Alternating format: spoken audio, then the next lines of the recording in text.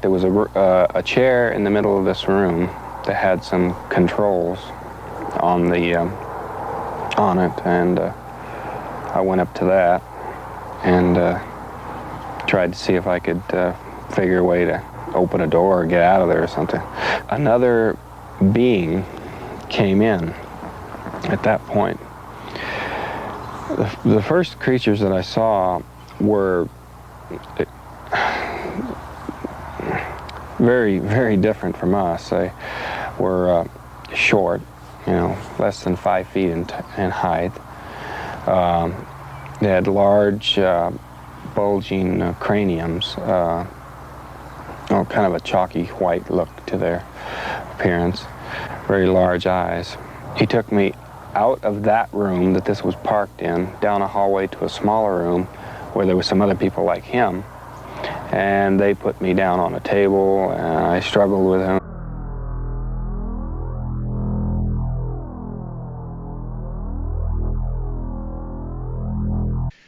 All right, so in a moment, Travis Walton. I looked him up on Wiki. I've interviewed Travis probably 6 or 10 years ago or something.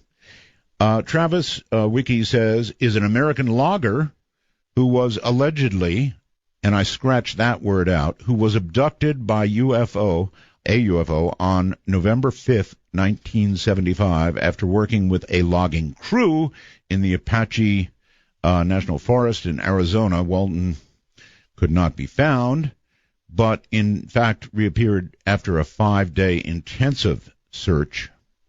The case received mainstream publicity, remains one of the best-known instances of alien abduction. Again, I went right past alleged.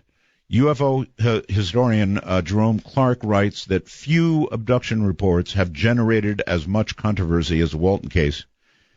It was made, into a movie, a very, very popular movie called Fire in the Sky. And prior to doing tonight's interview, I again watched Fire in the Sky with my wife, who was utterly freaked out, completely freaked out, and so I imagine she is sitting intently listening to this interview. So what's going to happen is, coming up in a moment, the real McCoy. That's what he is, the real McCoy, Travis Walton. Good evening. Good evening. It has been, 6 years, 10 years, like forever, since we have had an opportunity to talk. So yes. It's really an honor to have you back, and I was serious about scratching out that alleged stuff. What happened to you happened, period. That's it. Absolutely. I mean, we're at the tipping point. Back in the day, they used to say anybody who believes in such things is a kook. Now we're actually coming to the point where the debunkers and the skeptics are the kooks. Because the definition of a kook is someone who believes things that are at odds with known facts and accepted beliefs. Thank you. And that's them, not us. That's right. That is them, and there is so much to prove it now. And I really hate taking you back to this story again, but that's what I have to do because they'd crucify me otherwise. You're still married, right, to Mike Rogers' sister? Yeah, but we've been separated a number of years, amicably, but definitely living apart. Okay. November 5th, 1975, in some ways it's like yesterday. It seems, the emotional impact in particular, but the memories are so fresh, it's hard to believe it's been nearly 40 years. Travis, has this thing defined your life ever since? I mean, I can't imagine that it hasn't. It's kind of defined your life. Yeah, it has. Actually, I have to say regrettably that, it's something I live with every day. But the negative aspect of it has shifted. And, that might be surprising. I stuck it out here in Snowflake, and it used to be, people would look and whisper and point. Yep. But now, the local people come up, shake my hand, and or greet me openly, and they'll say, I always supported you. And I'm thinking, well, I wish you'd have spoke up a long time ago. Back then. No, but it is good, that almost every time I go out now, I get some kind of positive response. And I'll tell you what, we've come a long ways in this town. Oh, yes. How big a town now is Snowflake? Well, it was about 3,500 then, but I don't know, not a whole lot bigger, might be 5,000. Okay. All right. We have added a stoplight. We've added a McDonald's. So you have a stoplight and a McDonald's. Yeah. Wow. We celebrated here in Pahrump, Nevada. We got our first stoplight and our first McDonald's, so I know how you feel. All right. So your crew consisted of Mike Rogers. Let's see. Jim Peterson. Jim Peterson, right? Ken, is Ken Peterson or Ken Peterson? Okay. Kenneth Peterson, right? John Gillette, John Gillette, Dwayne Smith, who always gets confused with my brother Dwayne. It's a different spelling of Dwayne, and then there was Steve Pierce and Alan Dallas. Okay. I'm going to go to the movie for this, and I know the movie probably got an awful lot of stuff wrong, but there's something I want to ask about, and that is. Well, you know what? I shouldn't ask about that yet. Tell the story as I suppose Mike might have told it that night. The movie, is it close enough for comfort, or is it far away from what actually occurred? Well, anytime Hollywood tells a real-life story, they've got to simplify and abbreviate and sort of symbolize things, because you're telling in 90 minutes something that spanned years. Right. So some of that is to be expected and is acceptable. I had two brothers, Don and Dwayne, who became one named Dan. James Garner was several investigators and lawmen rolled into one. And they actually reduced the number of the crew from 7 to 6. And, some of that's acceptable and, understandable. But the greatest amount of changes were what happened aboard the craft. And I see no reason for that except commercial conditions. All right. Well, we'll get to that. But all of this crew, you were up there cutting and clearing for, I guess, the U.S. Forest Service? Yeah, it was a government contract to clear out undergrowth, damaged trees, and diseased trees, and generally clean up the forest, and also a lot of fuel reduction, which is fire reduction strips through the area that makes it easier to fight forest fires that might spring up. It's hard work, huh?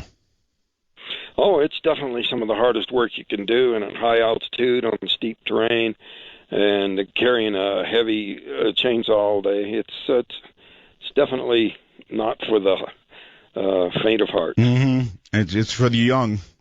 And by the way, you are quite a bit older than you were then. How old were you at the time? You were 22, I guess? I was 22, and now I'm 62.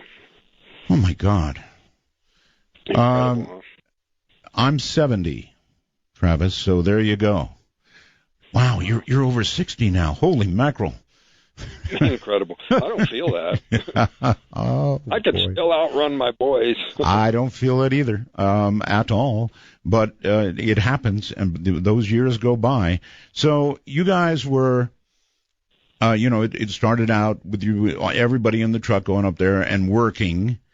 And I guess that you were on your way home. It was dark, and if the movie is accurate, somebody saw something in the distance that, and I guess you were part of this, that they claimed looked at first like fire.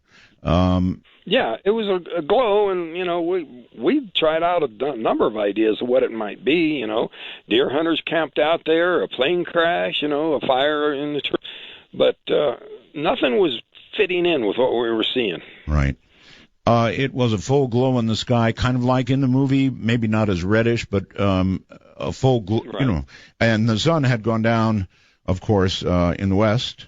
So it could not have been the sun. It had to be a fire or, as you mentioned, a crash or something like that. Anyway, it was apparently pretty much directly ahead of where you were headed on that only road you were on to get out of there, right? Right. And closer we got, I could see that there was a break in the trees ahead where the light was shining across the road. I said, Mike, hurry up and get up there and we can see what it is. Because by then, all of us had noticed it. And so we bounced along and went on up there. I mean, it was curious, but it wasn't all that alarming at first. But we burst into the clearing. Man, it was bam. It just hit us right between the eyes. It was unmistakable. Mm-hmm. Alan yelled out, "It's a flying saucer!" Did he really? Yeah. Yeah, I didn't know that. But it obviously looked like one, certainly depicted in the movies. Did the movies have it about right the way it looked? No, not at all. Okay, good. But it's definitely not some little glowing point of light off in the distance like the skeptics tried to say it could have been the planet Jupiter. And this was less than 90 feet away, unmistakable metallic disc hovering there. I threw open the door thinking it would just take off before I got 10 steps outside the truck. But the closer I got, the scareder everybody got. Yeah, they all stayed in the truck, right? Yeah. And, in fact, they were screaming bloody murder at you to get the hell back. Yeah, they were describing me in some rather uncomplimentary language that to get back in the truck so we could get the heck away from there. Okay. And, I was scared, too, but I was trying not to show it. So, the closer I got, the slower I went. And I could hear this sound that it was making. It was a bizarre combination of highs and lows. And highs and lows. You mean pitched high, pitched low? High-pitched, cyclic sort of a sound, and then a throbbing, real below bass sort of sound. It was a really complex. I gave a talk to an engineering school, and they were very interested in the types of sound that I was hearing because it would give clues about what might be driving this thing. But the closer I got, the scareder I got. And so when I got right up to it, I mean, I was awestruck, too. Later on... let me stop you and ask you, first of all, it's not your average person, Travis, that would get out of the truck and try to run under something like this. The average person would do what the guys in the truck did after, something happened to you. They would take off like a bat out of hell. That's scary. So can you remember in your mind what caused you to get out of the truck and try to get under this thing? Well, that's what I was starting to say, is that Alan and Steve thought to them it looked like I was under outside control, that I was in some kind of trance. But, I think we were all entranced, so to speak. It was just an incredible, awesome sight, and all the crewmen agree with that. And it was just, wow. And plus the sound. And plus there was something in the air, just this feeling. Mike said it seemed like something was about to happen. And I think that we were sensing this electrical charge that was building. But oh, yes, humans can feel that. Yeah. And, what was making the hair rise on the back of your neck wasn't just fear. It was something kind of like... a huge static charge or something. That's probably exactly what it was. You can get that same feeling. I've been under 500,000 volt lines, and you can actually get little shocks from touching the wet grass beneath it. And you could feel that in your whole body, kind of like that. Yeah. And plus the vibration, it was subsonic and ultrasonic. They said they could feel it in the vibrating from the metal of the truck, But because, Mike had turned the engine off because when everybody started exclaiming, he had to lean over to see what everybody was looking at. But when I got up to where I was looking up at about a 45-degree angle, it was just so astonishing. It was smooth as glass over the entire surface, but parts of it were glowing and parts of it were metallic. And it was giving off this glow at the same time you could see the surroundings reflected in the surface. You know, it's kind of like when you look at a television set and you can see, you know, from the window. So it was reflective, not like a mirror, but somewhat reflective. Yeah. And as I was looking up at it, those guys were, you know, pretty much in a panic, screaming at me to get back in the truck. And I decided to turn around and run, but it suddenly got louder and started to move. And so I just instinctively just jumped for cover. And there was a log in the middle of the clearing, part of this brush pile that was there. And so I jumped down behind it and then, you know, immediately, you know, decided to run back to the truck. But when I stood up, my head and chest at that point became the closest point to that vehicle craft that it had been in that entire time. And that's when I just felt a shock. It felt like I'd been physically hit by a truck, but it also felt kind of like an electrical shock, sort of this numbing, sort of a paralyzing feeling. But that was something I did just as I blacked out. Okay, let me ask you a question, Travis. Are you on a portable phone? No, I'm not. Okay. I am on a cordless hardwired line. Cordless hardwire. Okay, good. I'm getting an occasional little breakup, but nothing big. It's fine. So you decided at the last minute, the heck with this, I'm going to run. Yeah.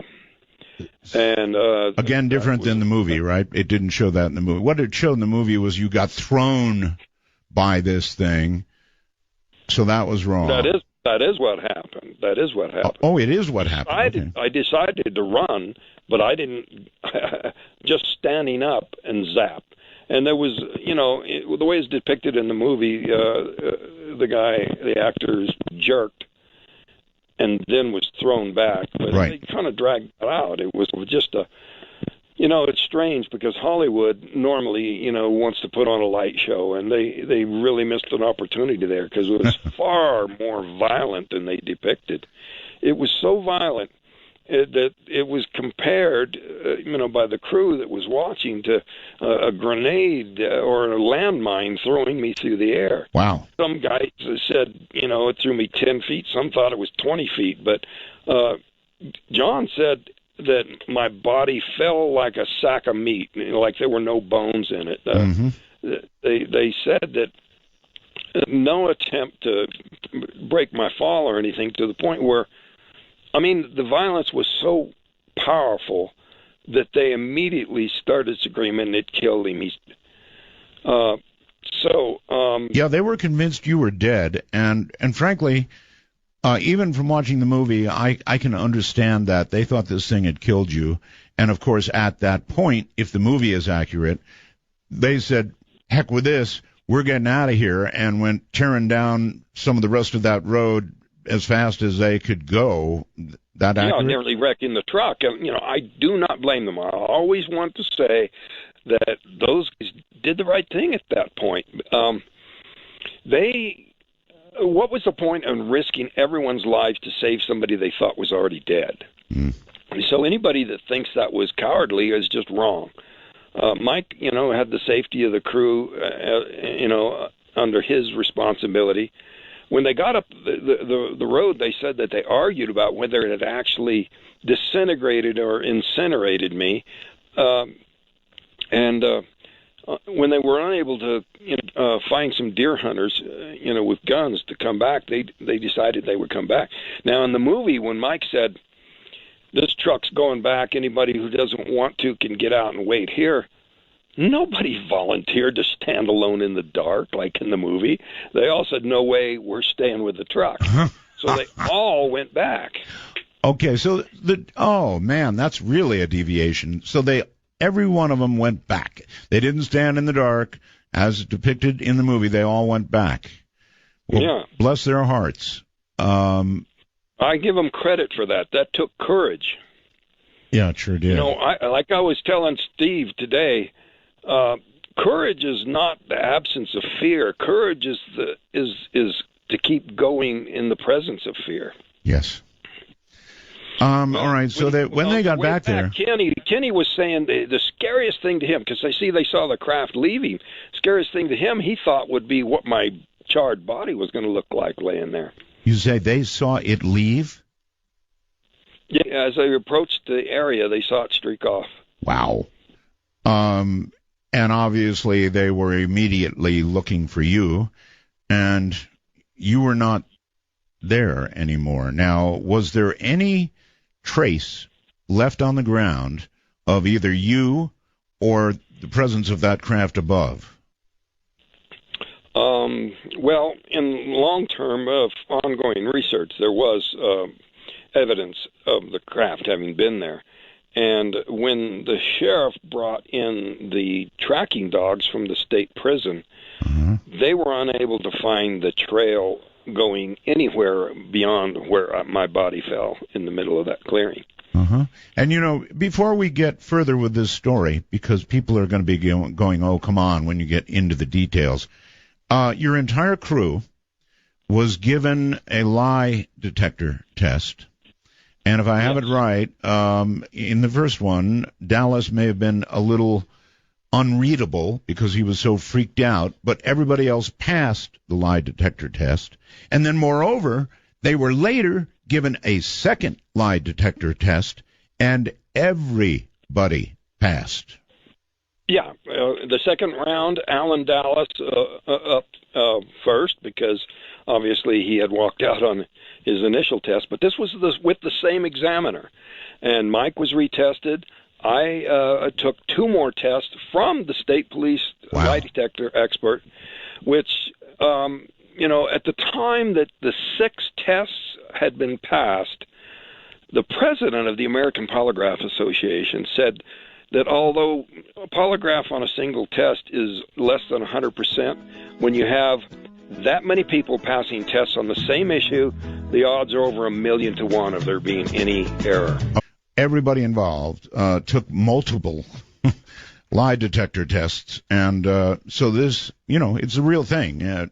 Listen on, I guess, at your own peril if this kind of thing scares you, and it scares me. As of now, there are 16 past tests. I've passed 5 different tests with 3 different examiners with extensive years in law enforcement, which is considered the better, more qualified polygraph examiner. Even in the movie, the guy came out and said, look, the truth is these guys were telling the truth, in my opinion.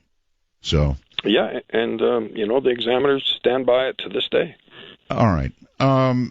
So we're going to get back to what happened to you in the craft, but the whole town went to buzzing as you were gone, and you were gone for a total of 5 days. My God, that's a long time. They had dogs out. They had people out combing. They had helicopters up. They looked for you everywhere, and, of course, they began to suspect your crew of your possible, murder or something, murder. Right? And and they became kind of unpopular in that small town. Are you still friends with Mike, by the way? I haven't spoken to him in quite some time. He's kind of, threw up his hands and didn't want to talk about this anymore. But I do understand. How about the rest of them? I'm going to have a couple of them come and speak at my conference, which we'll get to, and I'd like to get Mike to come too, but his health's not what it used to be. I do understand. All right, back to the movie for a second. One thing they never explained in the interviewing they were doing, as they thought you might have been murdered, they spoke to Alan Dallas. Now, it was referred in the movie, or referenced in the movie, that Dallas, he was kind of a, I don't know, what words would you use to describe? The black sheep of the crew. Yeah, he had some trouble with the law, and he was just generally, I had a few run-ins with various guys on the crew, and he and I had done a little sparring, and yeah, he didn't much like you, I guess, huh? Well, there was a little bit of antagonism over some things, It was a girl that he had been approached that I had been dating. This was before my wife. And then he and Mike got in a fist fight in the street in front of my house. And so, it was just his nature. But the day of this incident, he had dropped a tree nearly on me, and that's what led to all this problem with the polygraph. Did he have any bad intentions towards me? I see. That's why it came out a little screwy. Yeah, because he was pretty sure that they were going to try to pin the murder on him. Well, it looked like they might try pretty hard for a while there. What they never explained, and Alan admitted that there had been, Alan Dallas admitted there had been an altercation with you.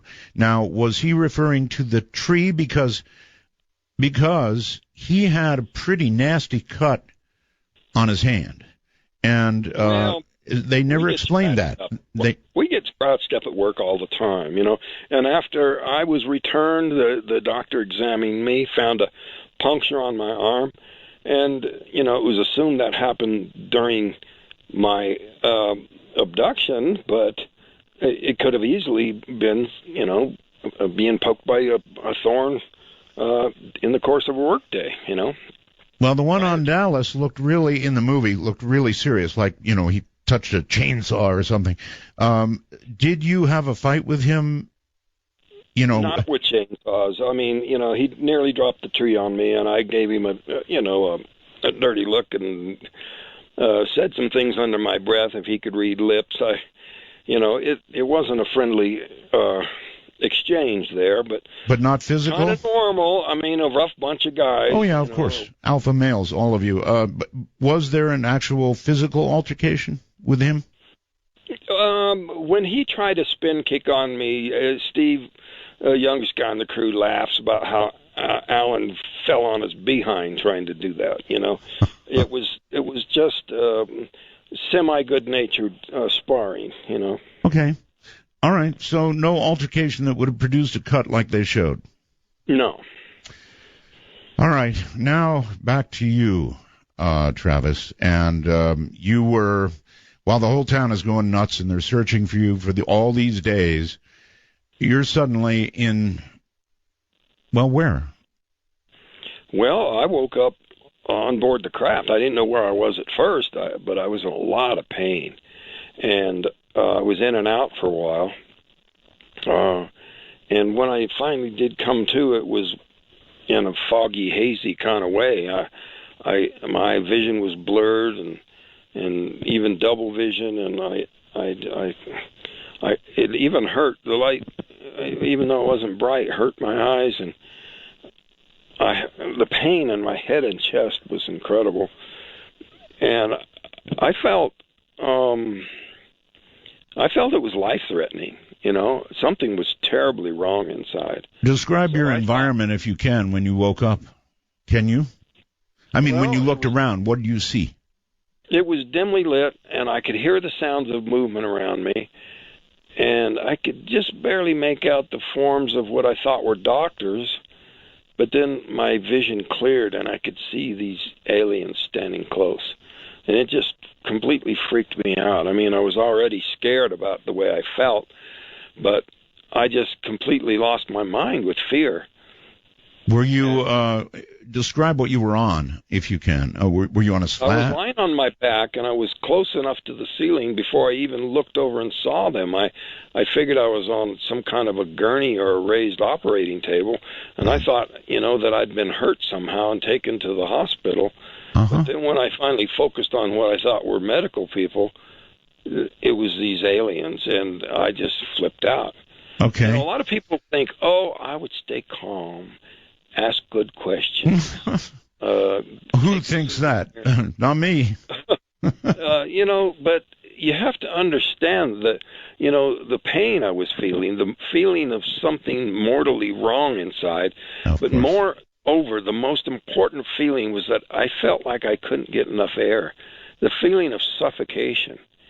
There's a scene in the movie of a membrane. Yes. When the actor's laying on the table and aliens are surrounding him, and he's struggling to scream through this membrane, struggling to breathe through it. That didn't actually happen, but I think in that case it does a better job of explaining the source of my panic, or at least the chief source, that, that feeling of suffocation combined with the feeling of weakness, like you can't move when you need to move quickly. To get away. And so, suddenly realizing where I was gave me a shot of adrenaline, a burst of strength to actually sort of lash out at them. It was, pretty weak. And it was more of a push than a hit. And I rolled away in the opposite direction. This device they had lying across my chest fell off and hit the floor, but I just mainly kept my eyes on them as I backed away or stumbled backwards.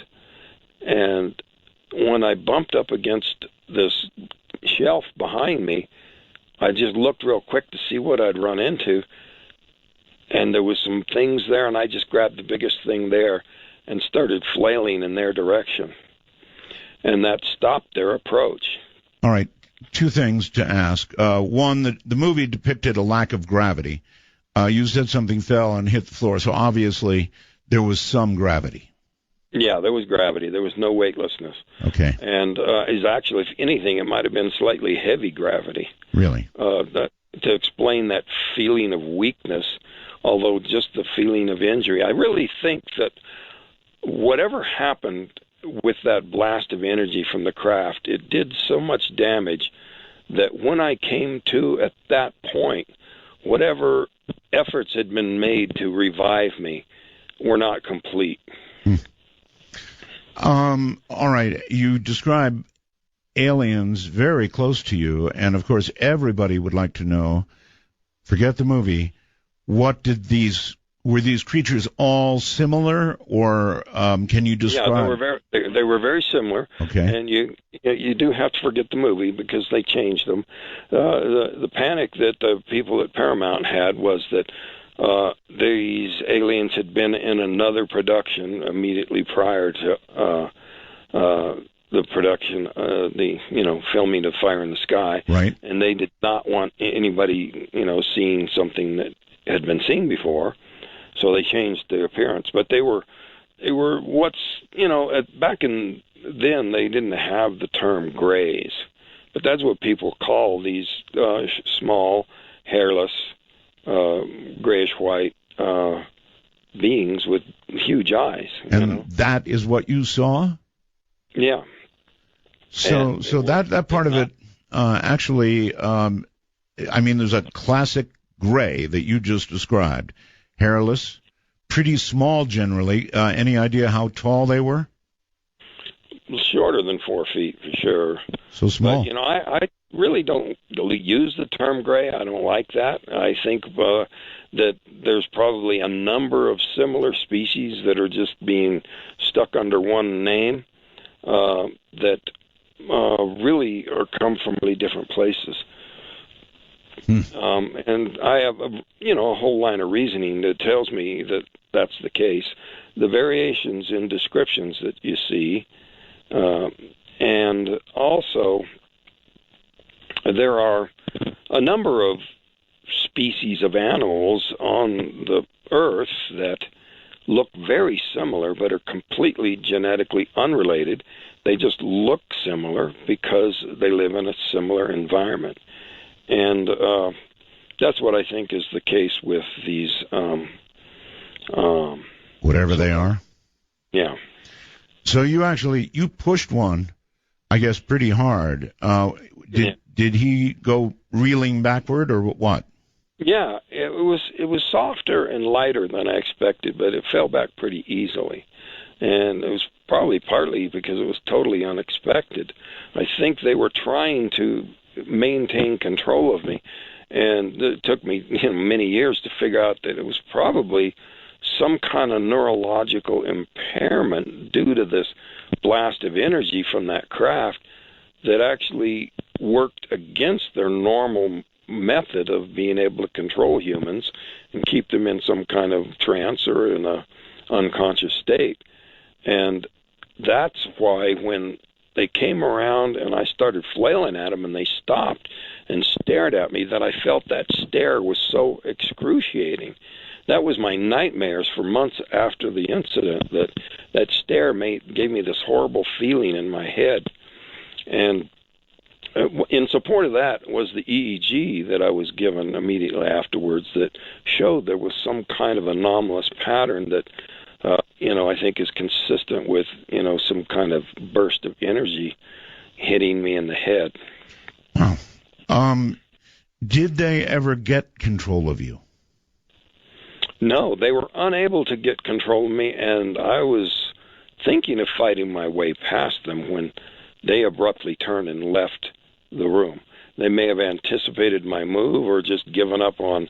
if the three of them combining their forces couldn't control me, they were going to have to go to Plan B of some kind. Plan B. All right. Can you describe the room you were in? It was very small, dimly lit, cramped, not at all like depicted in the movie. It was not organic looking. It was not cluttered. Very featureless, metallic surfaces. I saw no writing or symbols, but, they may see in a broader spectrum of light than we do, and there may have been something that you didn't see. Yeah. But anyway, they left and went down a passageway to the right, so I went out and went to the left, fearing that they would come back. Of course. Looking for a way out, just in a blind panic to just open a door, and in my back of my mind thinking, just drop to the ground, be back in the woods. Drop to the ground. Yeah, thinking that it was the craft was still in the woods. That could have been acceleration that you were feeling that would make you feel heavier. At this point, you couldn't even really know if you were still in the atmosphere of the Earth or way past. Yeah, in hindsight, it would have been foolish to get a door open, but that was my goal. And so I was afraid because the passage was so narrow and so cramped and it turned so tightly that I couldn't see very far behind me to see if they were chasing me, and I couldn't see very far ahead of me to what was I, coming to. Actually, I can see why you would think that. You might even think that you were still hovering not all that far above the forest floor. So, yeah, of course. That makes sense. That you would look for a door. I went into this room where there were other doors leading out of it, which later piecing together the floor plan wouldn't have led to the outside, but I thought at that point that was my best bet of escaping this place. Makes sense to me. And so I pushed buttons and things trying to open the door and unsuccessfully. And it did cause this star pattern projection to move at one point. What do you mean? And what star pattern? There was this room was darkened and had points of light. Now, whether it was a planetarium-like projection or some viewing method of where it was actually at in real time, I don't know. But, it was very disorienting to have this pattern move. Isn't that interesting? I don't recall hearing this before. A star? Well, it might have been, like just a map that was moving, but when your sole points of reference are these points of light, it's right. kind of... I was already unsteady on my feet. So I decided to quit messing with that. And, in hindsight, what if it was actually moving where the craft was, Good point. Turning it upside down or something? Could have crashed it or something. I don't know. All right. But anyway, one quick question before we go on, and that is, from the moment you woke up, Travis, did you have any sense at all of how much time had passed, or whether a lot of time had passed while you were... I had no idea. No idea. You know, my initial impression was, since this was the first thing I was remembering since, turning to run away, I thought it was immediately afterwards. But in hindsight, it could have been a day or two, or, who knows how long afterwards. Okay. And also very far away. Okay. What is your sense of the totality of time that you spent on the craft? How long? Well, the conscious memory that I had upon return, it was a very brief period of time. I figured it was less than an hour, but obviously 5 days and 6 hours. Wow. Everybody leaps to the question, well, what about time dilation? You travel near the speed of light and time passes more slowly for you. Right. Well, the thing that refutes that was when I told my brother, said something immediately upon being recovered. Something he said about my mom worrying for these days. He could tell that I thought it was still the same night. Wow. And he said, Travis, you've been gone 5 days. Feel your face. And I had a 5-day growth of beard. And that is what overturns the time dilation idea. Travis, I get question, and by the way, people are asking, what was the movie? My goodness, it is a long time ago. It's called Fire in the Sky, and you can still see it, and we've got updated stuff for you coming up. We'll tell you all about it in a moment. I saw it on television night before last. It's still showing out there. It sure is. And it was on Netflix last I heard. There you go. Joe wants to know what the device, the medical device you thought it was, what did that look like, the one on you? Well, it was glowing, kind of a greenish glow coming from underneath it. So I don't know whether it was some kind of a treatment device designed to repair the damage that was done internally, or if it was something designed to diagnose or look inside. I definitely think my regaining consciousness was unexpected and actually kind of put a kink in their efforts to revive me. All right. For many years I thought that I was taken aboard for experiments or to torture me, but it was actually probably more about reviving me.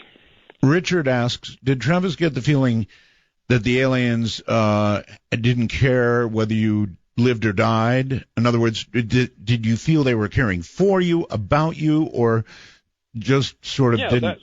Richard's question is related to what I was just saying. That at the time, their complete lack of emotion, I interpreted it as hostility. But in total perspective, analyzing what happened, the way it fits in with the medical tests afterwards, and how I was returned and everything, it took me years to realize that it was probably more of an ambulance call than an abduction, that I got myself hurt, and that made it necessary to take me aboard just to avoid leaving me there as galactic roadkill. You said you didn't feel as though you were more than about an hour in total had passed on board the craft, yes? Yeah, a very brief period of time. Of course, in a state of complete hysteria, it seems like forever. But, when you piece together what happened and, even the waiting periods, it was less than I thought. It certainly doesn't account for the entire time. But there were little glimmers of memory, and, the hypnosis reinforces this, that there were blocked memories that happened that I'm unable to recollect even after all this time, that other than what, came out under that first hypnosis session. What did come out under the hypnosis session? What did you find out? Up to that point, I was so traumatized that I could hardly finish a sentence about it. And I had not really told the entire story of what I had experienced to anyone, including my brother, until that hypnosis. And it was because it was just so traumatic, I'd break down. I could hardly finish a sentence. And so the technique was to separate the fear from the experience. Okay. And although there was a great deal of fear in what I was remaining, but it was still enough to where I could tell them what happened. All right, so how did you get from the craft? I mean, we last left you going down a hall or passageway or something, and then what? Well, my unskilled, I would say, button pushing, trying to open a door, must have attracted some attention. I don't know, maybe coincidentally, this person came in that I took to be a human being from some Earth-based space agency or military arm of from the Earth, and but I really think now that wasn't the case. He took me out of this craft, and at this point, it was parked. It was inside of this big hangar-like structure. It could have been a building somewhere on a military base or somewhere. Really? Or it could have been a part of a larger craft. It had a sort of a look to the roof and wall that looked sort of like I'd seen in airplane hangars. But the light coming from these panels could have been filtered sunlight through a translucent panel, or it might have been an artificial natural light sort of light fixture. Okay. I have no idea where it was. I couldn't see out through these windows, or if they were windows.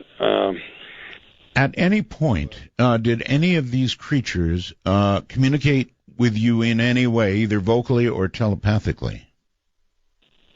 I think that excruciating encounter initially with the three of them was an attempt to say something telepathically. And I was curious about why it was so excruciating until I connected to possibly that I was injured and the receiver, so to speak, wasn't operating correctly. Mm-hmm. I was interviewed the same day for this new movie coming up called 701, which refers to the 701 unresolved Blue Book cases. This movie is in the works yet, but I was interviewed the same day as these school kids from Zimbabwe. And I asked the young lady what that felt like when these, I don't know if you heard about this, but there were, if everyone heard about this thing where there's like 60 kids at recess in broad daylight. This craft came down. These aliens, like I've described, came out and communicated to them through this stare. And I wanted to know if it was excruciating, like for them, like it was for me. And they said no. It was very pleasant. The message wasn't unpleasant. It was friendly, and so that convinces me all the more that it was just an attempt with extreme aggressiveness, combined force of the three of them trying to get control of me before I hurt them or actually hurt myself, because I think my unscheduled regaining of consciousness interrupted some life-saving repairs, and so that's the reason for a human-looking person to come in and take me out. Fully human? And I think, apparently, in most ways, there was something odd about the eyes, but again, I go back to the biology. See, skeptics are really fond of saying, this is ridiculous, there are no aliens, because everybody reports bipedal, 2 hands, 2 legs, a head on top. Right. Oh, they're not going to look anything like that, they're going to be a tentacled octopus.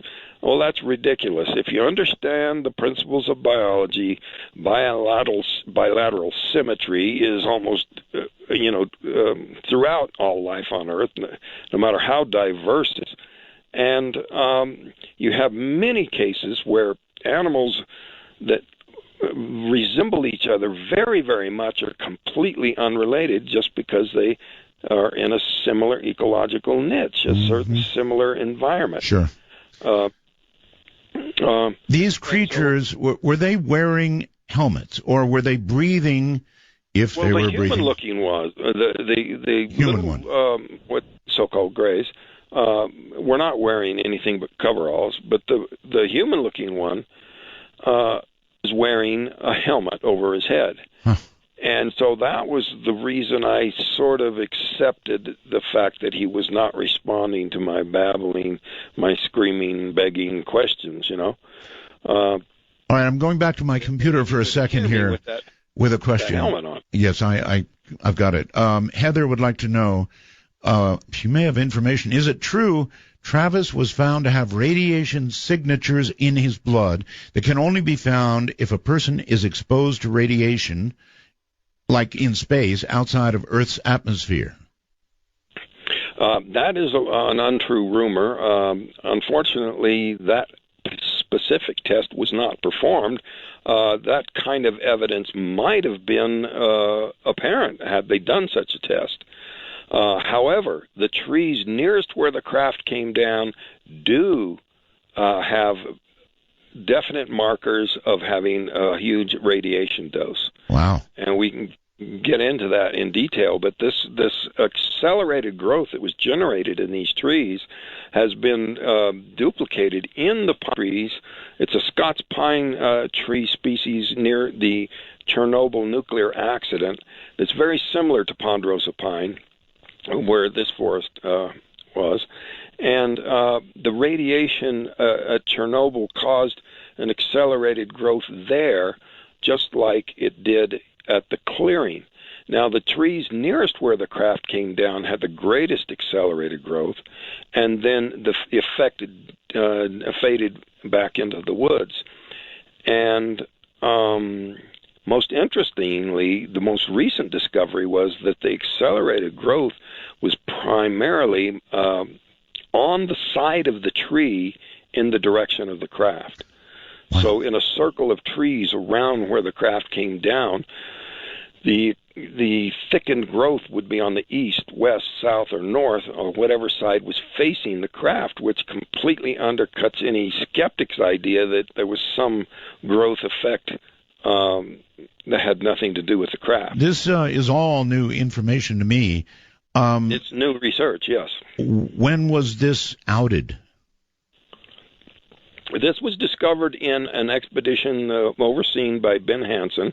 He was the host of the TV series Fact or Fake, former FBI agent. He oversaw an expedition back there, and we were able to check that this accelerated growth, which we were aware of from going way back, but we didn't know it was directional until this last year when we were able to get a complete cross-section of the trees.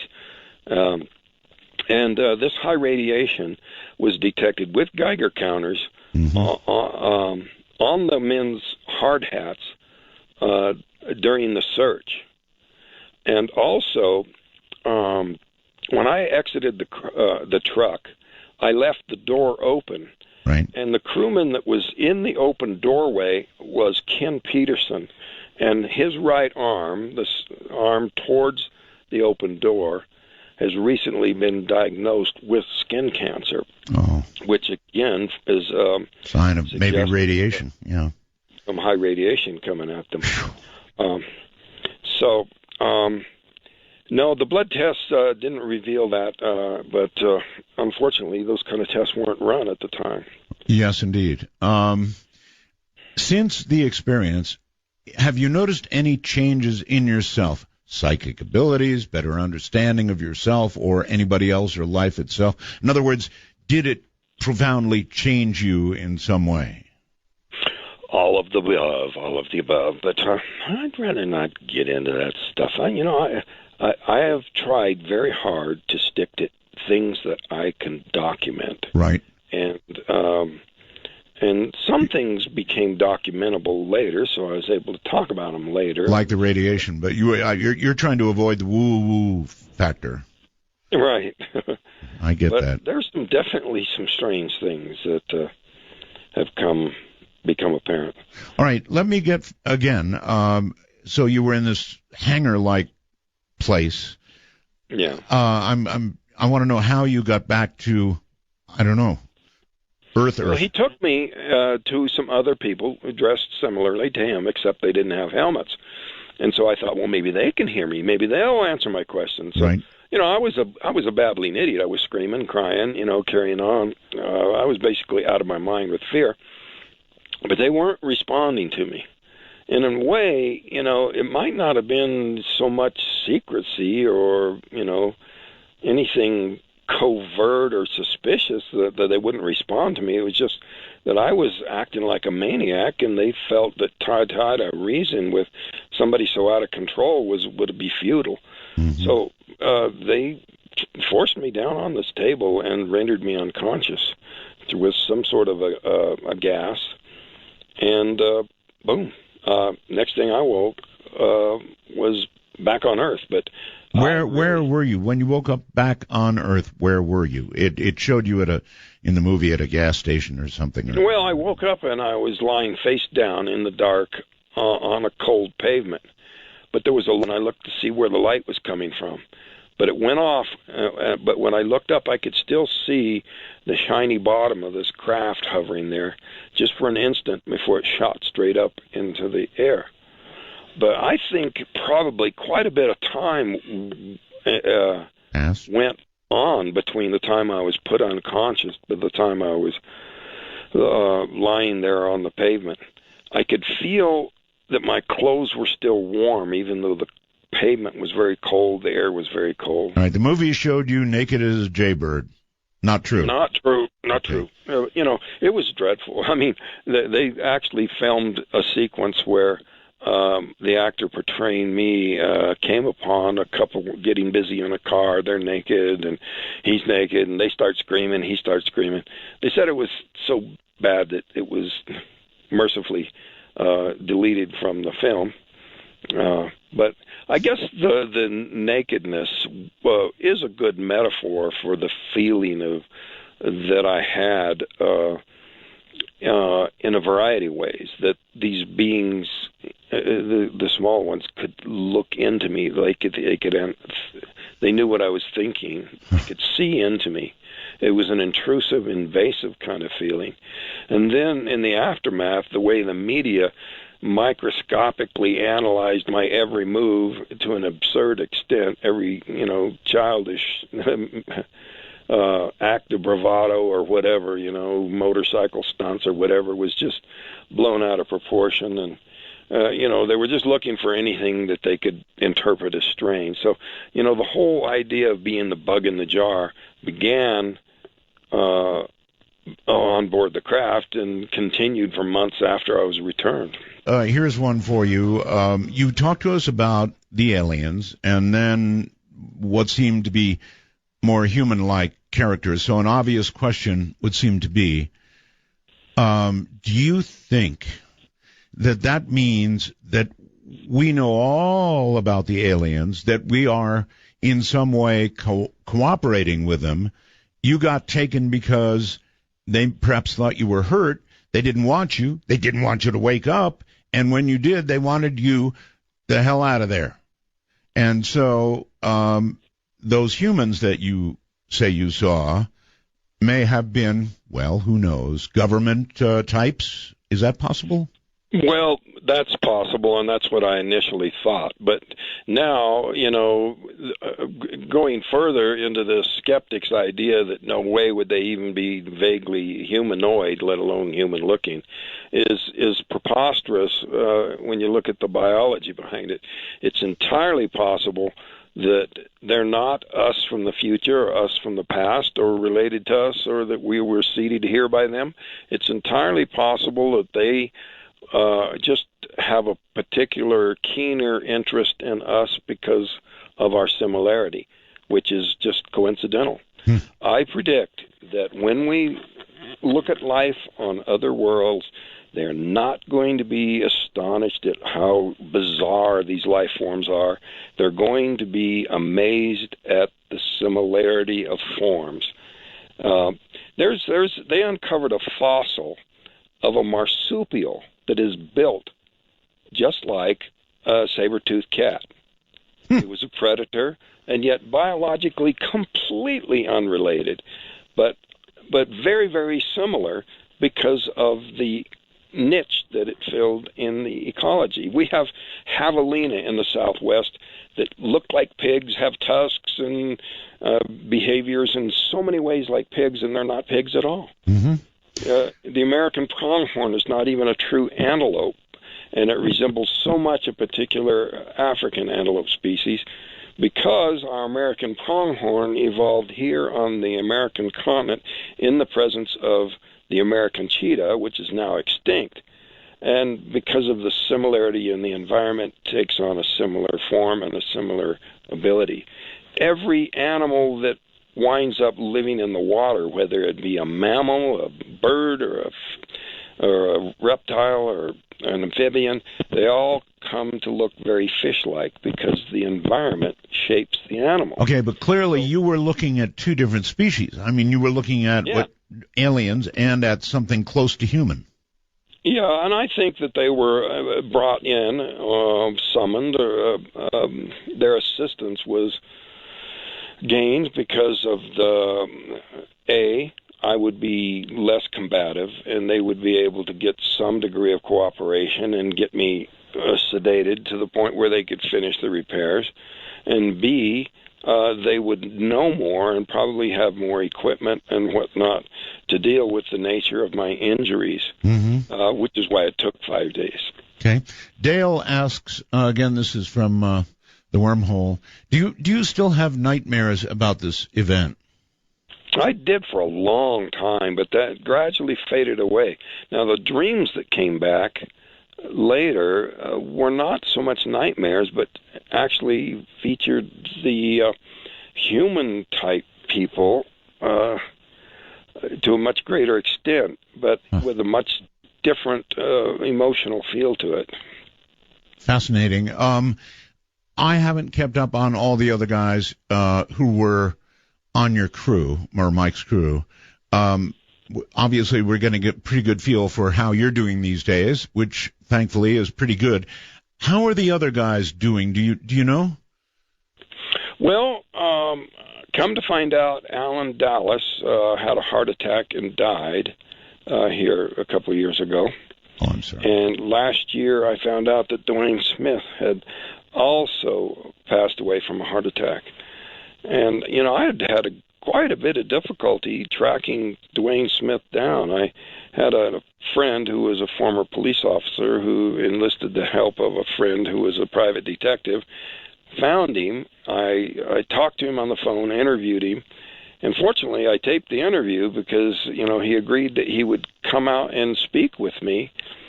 But, he had some real problems with his teeth, and he wanted to get them fixed before he'd appear on camera. Right. But he passed away Thanksgiving before last. Wow. So many are gone is the answer. And Yeah, 2 of them have gone. Mike's had some health problems of some strokes and whatnot, but he's fought back pretty good. He's back to actually, doing tree work. He does residential tree service now. Huh. John Gillette is back in the area locally, and so is Ken. He moved back into this area. All right. Would you? I want to plug what you've got a documentary, and we're going to talk about that in a moment, and also whatever else you've got going on. So there is new information out there that people can get, and we're going to tell them how. What I really would like to do is, would you mind answering a few phone calls? Absolutely. Good. There is going to be an upcoming documentary. In other words, there has been a lot of information since all this happened, since the movie was made. Not everything in the movie was just so. So there's a brand new 90-minute documentary called Travis. Tell us about it. Well, it's produced by On Wings Production. That's ONWINGES. Right. Productions.com.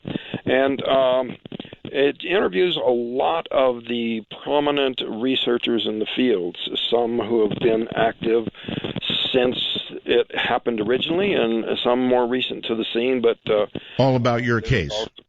Yes, all about my case. It's a 90-minute film. It's won a couple of EBE awards, and it's really a fantastic film. Very thorough accounting. Boy, we're getting some interference on this line. I don't know if you can hear it on your end or not.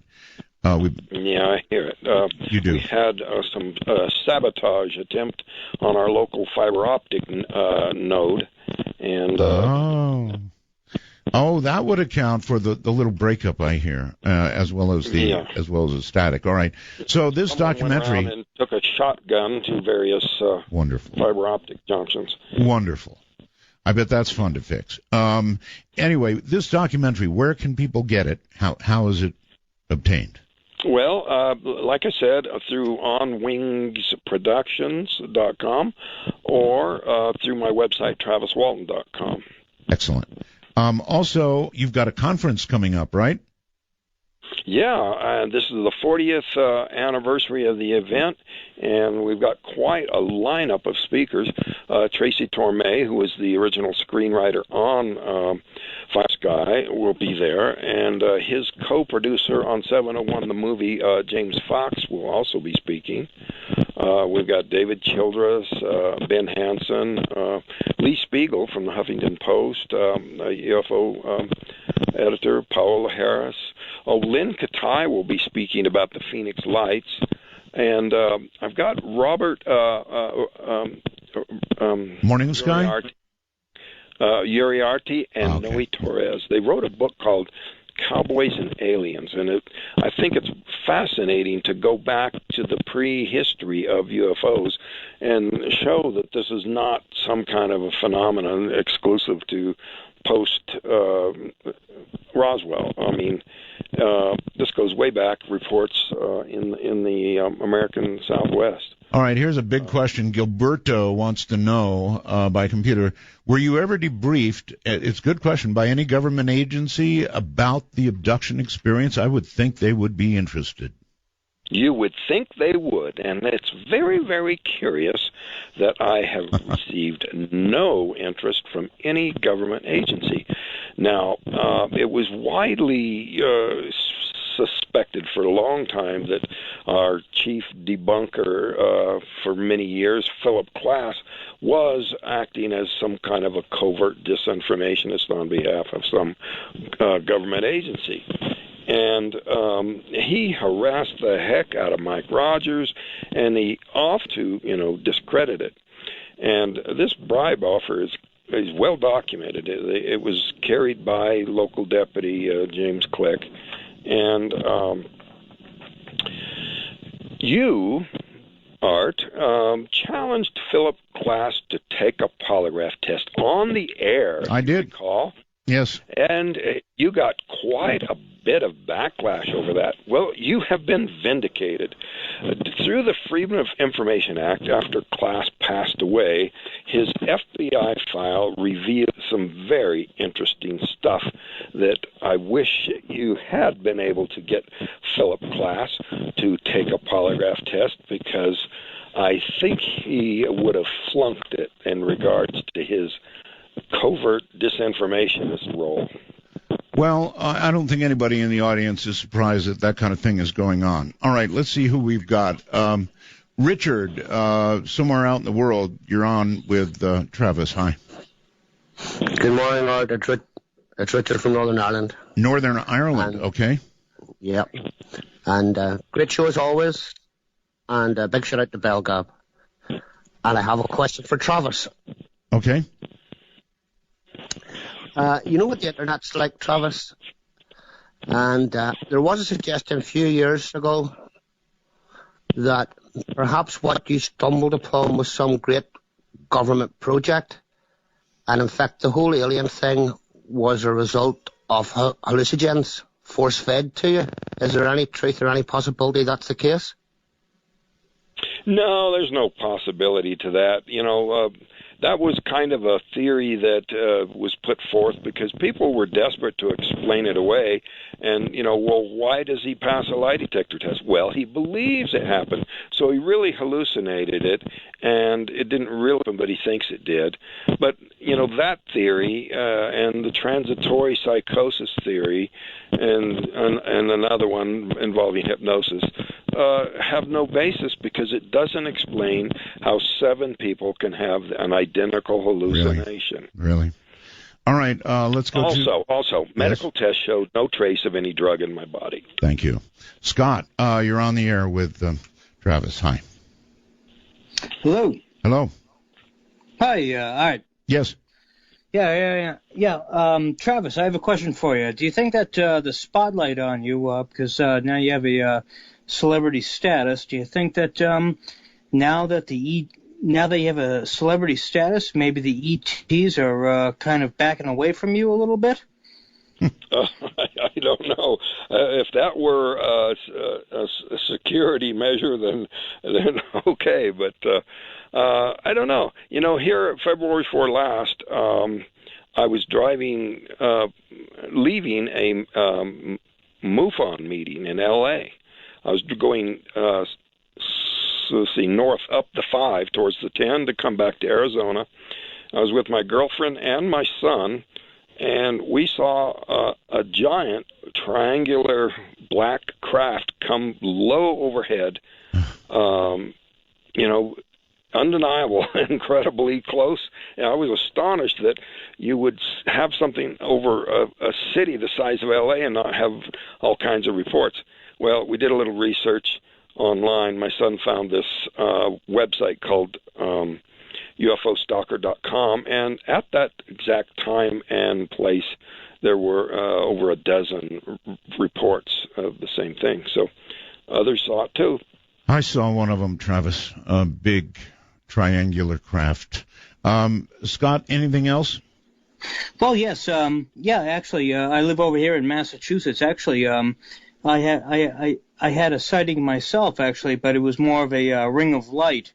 Have either you, Art, or Travis, heard of like a ring of light that would float above somebody? Because that's actually what I saw above myself. It came, about 10 feet above my vehicle, actually, and it came really close and it floated really close, and then it just ascended right up in the sky. I was okay. wondering... Well, that would be a big no from me. What about you, Travis? Any rings? I've heard of such reports, but I haven't seen such a thing myself. I'm sure everybody comes to you now with every story. I mean, they do with me. It's once they know that you're open to that kind of thing, they really come to you a lot. Mm-hmm. So let's go to I don't know, Yorkton. Is that correct? Saskatchewan, perhaps? Yes, absolutely correct again there, Art. Hi. Thanks for taking my call, and hello, Travis. I actually have two questions. First one is, do you think that the aliens are here to help us? Because you always hear that there's the negative experiences, but do you think that they're here for the good or the bad is the first question. Well, this is just my opinion, and it mostly speaks to the species that I encountered, and I really do not see them as malevolent. However, I think that there is something that's been suggested in science fiction as the Prime Directive, the Non-Interference Directive, that it's against the rules to overtly infuse any kind of technology, because that's like giving matches to kids. We're just going to use it to hurt ourselves. So it makes sense that they're not going to do it. And I can expound on this a little further. The skeptics are fond of saying, if this was real, they'd land on the White House lawn and say, here we are, Mr. President. That's right. But I also posit that with their level of technology so far beyond ours, that they are perfectly capable of doing everything that they're doing here and remain completely undetected. There would be no ufology. There would be no sightings. They could accomplish that, I believe. Sure. So you have to explain why it's neither extreme. In my view, these glimpses, which are just barely provable enough to let this knowledge, this awareness, filter through the population in a way that doesn't have the kind of overwhelming disruptive effect that just instant open disclosure would have. Right. Caller? That sounds great. And one more quick question, if I can. Did he, Travis, did you see any more people up there with you, or is it just you? Okay. Well, there were some other human-looking beings, but, like in the movie where there were human cadavers and that's or artifacts of other people having been there. No, I did not see that. All right. Off to Green Bay, Wisconsin. Hello. That's right. Hello, Art. How's it going? It's going okay. Turn your radio or whatever off, please. Yep, we'll do right now. Okay. Got it. All right. Yep. Proceed. All right. I have a question for Travis. It's part of pop culture that the aliens, when they abduct you, they stick probes in you. Is there any truth to that? You mean did it happen to Travis? Yes. Yes, okay. It happened to Travis. Right. Did they actually penetrate him with any probes? Or did Right. Okay, I've got it. They showed in the movie about the most horrible scene anybody could imagine, with this needle coming to Travis's trapped eye. Oh, God, that was awful. I'm so glad that didn't happen to you, Travis. Anything else? Well, there was an array of instruments there laid out. I had great apprehension about how they might have been used initially, thinking that, some bizarre effects could come out later. But I really think that they were just simply there to try to help. And so I don't think anything, I have no conscious memory of any probing or anything. I think what was done medically was just to correct a terrible accident that I brought on myself by getting too close unexpectedly. Got it. All right, let's go to Scott. Hello, Scott, on Skype. You're on the air. Hi, Travis. Get closer to your computer, sir. You sound like you're in a deep hall somewhere. Okay, can you hear me now? That's better. Okay. Art and Travis, it's great to talk to you both. It's Scott in Vancouver. I'm listening to you on TuneIn Radio. Yes, sir. This is one of the most fantastic stories, obviously, that I've ever heard. I've heard Travis speak over the years, and the only thing a few people have touched on it. Has time woken any memories up that might have been buried? Has anything come forward that might have been hidden before? Was there a message? I mean, you hear about these kids in South Africa that it was imparted to them that we have to save the planet. Was there any direct message to you? Mm-hmm. So a few questions kind of combined there, and I'll listen off the air. All right. Travis? Well, back about the time I was doing so many interviews for the movie, I started having these memories, little dreams or whatever, glimmers coming through involving the human-looking type of people. And I went to Tracy Torme, the screenwriter on the film, and I asked him, do you think that there could be some memories returning? And he said, no. He said, it's probably just, because you're doing all these interviews, that it's probably just dreams. And so I asked him the same question here recently, and he says, oh, yeah, there was probably memories leaking back through. So he profoundly changed his opinion. But none of those memories, really constitute any useful information. They were just glimmers of things. It was definitely had a much more positive feeling than the earlier nightmares that I had. You're a very lucky guy because there was so much cooperation. Lie detector tests. I mean, so many people, witnesses, the whole schmear. You had it all. There are other abductees who tell stories, but without that kind of cooperation. Do you have any feelings about the whole abduction phenomenon, people who tell these stories? I think there's a whole mix of things going on. It's a variety of things, all of the above, actually. Some of it is extremely vivid memory. Some of it is delusion. Some of it is misidentified ordinary things. But I believe there's a core reality here of other events and sightings and things that have happened. And just because someone is unable to document it doesn't mean it's not true. But, in terms of trying to get the public to become aware that there is a core reality here, that's the reason I stick to documentation. It's not like that's what you have to have, but that's for it to be true, but that's what you need to have in order to bring people along and make them realize we're not alone and this is real.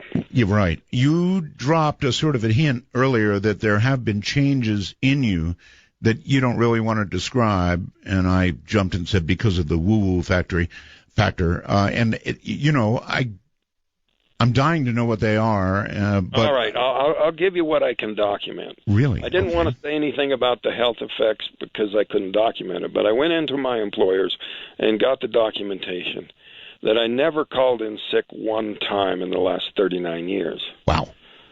And so that's unusual. That's unusual. It's extremely unusual. Are you kidding? 39 years?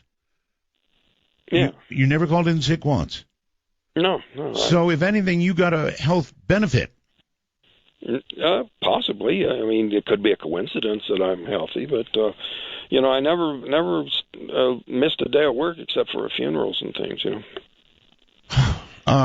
Hazleton, Pennsylvania. Your turn with Travis Walton. Hi. Hi. Good to both of you. Very interesting. I missed the very beginning of the show. Where did this happen? It happened south of Heber Overgaard, Arizona. Okay. Up on the Mogollon Rim, over 7,000 feet elevation, up in the ponderosa pines of the Sitgreaves National Forest, very near the border to the Apache reservation. And you talked about when they left you out of the craft or whatever it was, you were in some kind of a hangar, is that it? Yeah, apparently, either a hangar or maybe possibly a larger craft. And how did you get out of that? Well, I was rendered unconscious, but when I woke up, I was returned. So obviously, they transported me to a vehicle after I was unconscious and brought me back. And in a way that really just reinforced my theory that it was with concern for my welfare. I mean, they could have dumped me off on some asteroid or even back in the woods where it happened, where I would have froze to death before I got help. So, but you didn't know the time that was happening, right? You didn't know when you were being transported. You didn't you have no consciousness of that at all, right? Right. Yeah. Wow. They kept me out. Wow. Well, it blocked some memories. I do think with these little glimmers that have been coming through, that at least part of that time I wasn't in a coma or under anesthesia, that part of the time there was some kind of interaction, especially with these human-looking beings. Okay, the documentary name again? Is Travis. I didn't name it. That's not my ego playing there. They named it Travis.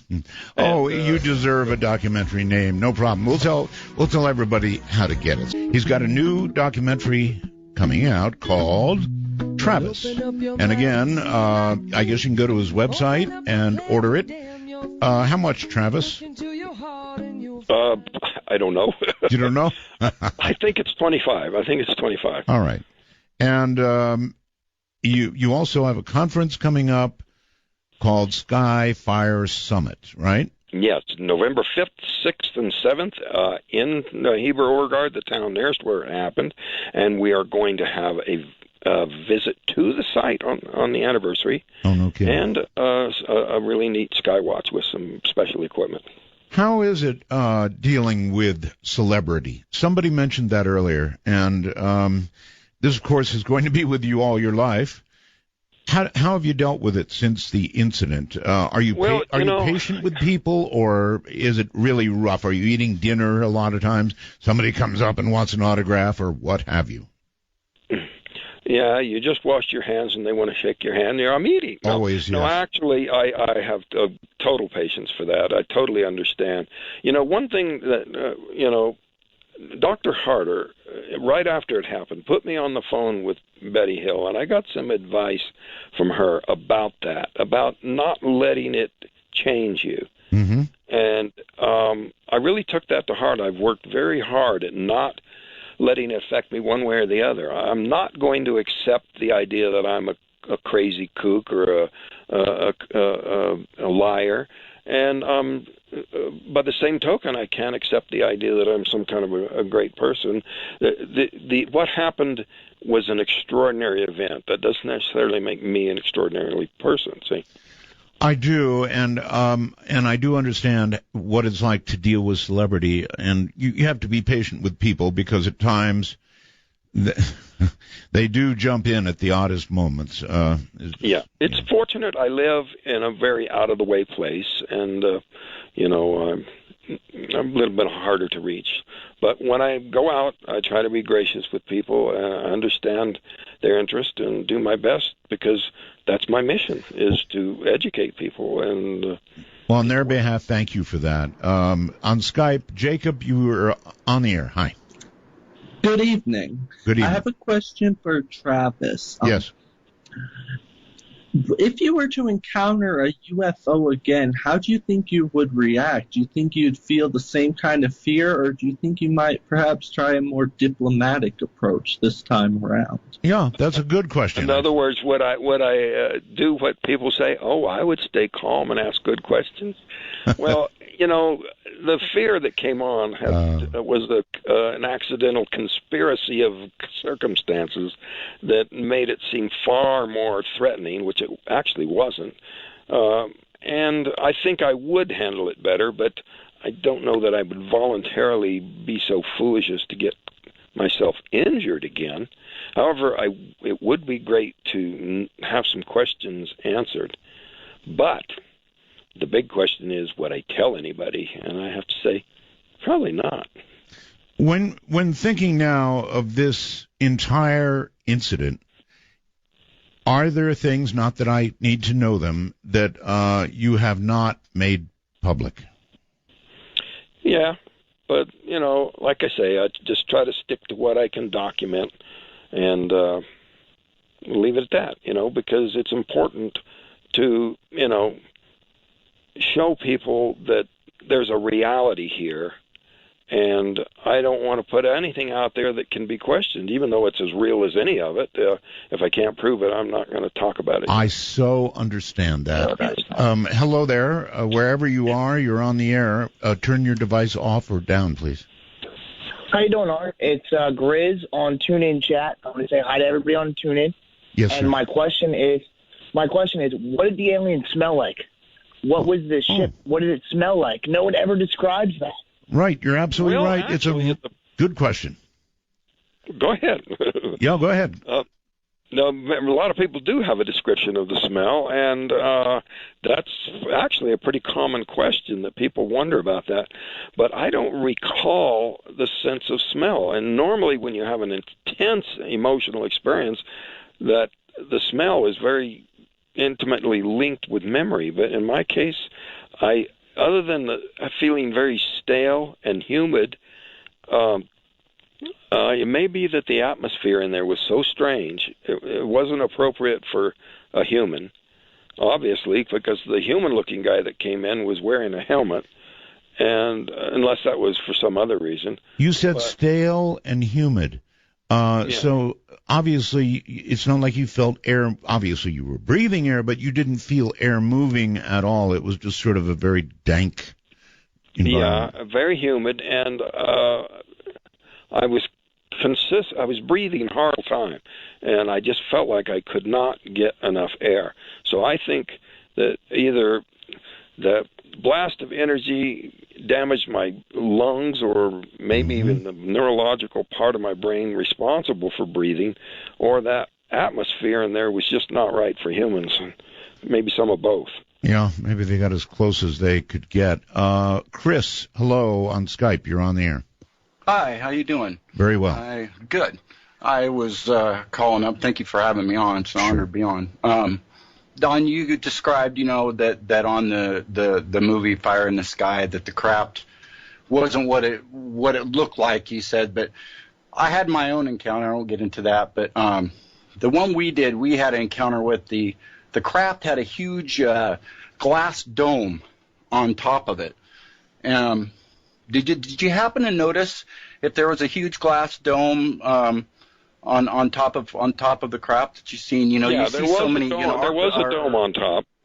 There was a dome on top, but I did not look out from it from the inside. I never got to that part of the craft, but it did have a dome on top. Yeah. Okay. Yeah. Okay. Well, that was just was wondering. I like I say, I had my own experience, and it's fascinating. It's very fascinating. And you said that most of your memories were hit through when you got back through hypnosis. Well, no, actually, it didn't add to the memories. It just allowed me to finally say them without breaking down. What's it like being hypnotized? Is it pretty weird? I mean, are you conscious during it and aware of your surroundings? And is it just that other memories come flooding back, or what was it like? I didn't really remember when I came out of the trance. My brother was present, and he told me about certain things that I didn't remember. Huh. I understand some people do remember, but I didn't. Gotcha. Flagstaff, Arizona, your turn. Hello. All right, thanks. Sure. Go ahead. Hi, my name's Zach. I'm from Arizona. Hi, Travis. Up north and Flagstaff. And my question for you is that I feel like earlier in what happened to you, a lot of what you were saying was like there was an attack on you by extraterrestrial life. So my question now is that just hearing you earlier in the show, you feel like there's more of an altruistic aspect to extraterrestrial life now? Like they weren't trying to hurt you? Well, yeah. You see, I interpreted it as an attack, that possibly this blast of energy was even a beam that was fired, even mistakenly, as a defensive move. But now I'm thinking that it was just some kind of a side effect of the propulsion unit that, just jumped to the Earth through me. Our famous UFO skeptic even wrote a paper saying that pilots who think they see they're being circled by UFOs are actually seeing the result of the huge charges up to 500,000 volts that actually have been documented to build up in the surface of our aircraft, just passing at high speed through the air. So, maybe some kind of an effect like that of this saucer traveling through the air at very high speed, or maybe some side effect of the propulsion unit, or maybe they were in the process of some agricultural experiment there with the trees and some residual energy from that. I don't know. I just don't think it was a deliberate weapon. I think that because I unexpectedly closed the distance and got myself hurt, that it made it necessary for them to take me aboard to correct the mistake that I made. So I'm not saying that they were that it was a hostile act at all, as I mistakenly may have thought at first. All right. Caller? All right. Thanks. Right. Thank you very much. Okay, so here's a question from somebody named Big C through the wormhole. Great show. Question to Travis. Was he a skeptic of the existence of ETs, UFOs, that sort of thing before this happened to you? I mean, did you have any attitude at all about this kind of thing? No, I was not that ignorant. I really, studies have shown that over 60% of the people believe in the reality of this, and to the extent, and the percentage goes up with the educational level. So it's really dumb people who say this can't be, because we've reached the point now where it's a virtual certainty with accepted scientific methods. We have the Hubble telescope and Kepler, and they've actually been able to fill in the blanks on the Drake equation that the estimation of habitable or life-supporting planets in our galaxy is far greater than they once thought. That virtually every star has about a dozen planets, and that there's always going to be those middle ones, the Goldilocks range, that aren't so close that they're overheated or so far out that they're frozen. And life with the right chemicals is going to be inevitable in those places. You're beginning to sound like a scientist. Of course, you've been looking at this now for a while, haven't you? I've been studying it for 39 years, yeah. All right, let's, I don't know. It says anonymous, so I don't know where we're going. Hello, you're on the air. Yeah, hi, Art. Hello. Calling from Phoenix, Arizona. Yes, sir. And last year, my wife and I were at the Skyfire Summit in the Heber Overgrad area with hosted by Travis, and he had 2 Navajo Rangers that were speaking at the event. And these guys were super intense. I mean, we had a conversation, my wife and I, with one of them outside after he spoke, and he had federal, law enforcement training, and this guy would look right through you, a no-holds-barred kind of guy. And I was curious as to how Travis met them in this. They ever teamed up together, with Travis's conviction of his story and these 2 gentlemen. It would make a powerful combination to, go on a circuit. Okay, Travis?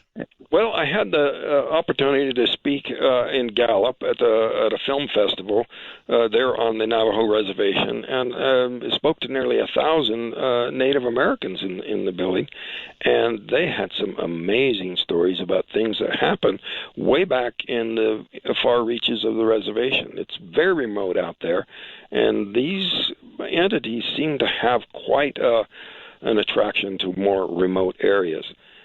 This one story I got was of a guy, his grandmother had woven a blanket depicting an encounter with these beings going way back. So, the oral tradition amongst the tribes, the Zuni, the Navajo, the Hopi, is pretty extensive, that this is not a new phenomenon. And that was the reason that I invited them to my conference, because that's a perspective that I think is very important, and that's the reason I'm having Noe Torres and Ruben Uriarte speak this year on the Cowboys and Aliens topic, that this predates the early days, the very, first Europeans to come to this area were experiencing and seeing things even then. All right. Harmony, very quickly, somewhere in the world, you're on the air with Travis. Yeah. Hello? Hi, Travis. Hi, Art. Can you hear me? You're too loud. Just back away a little bit and tell us where you're calling. Where are you calling from? I'm ringing from New Zealand. New Zealand. Okay.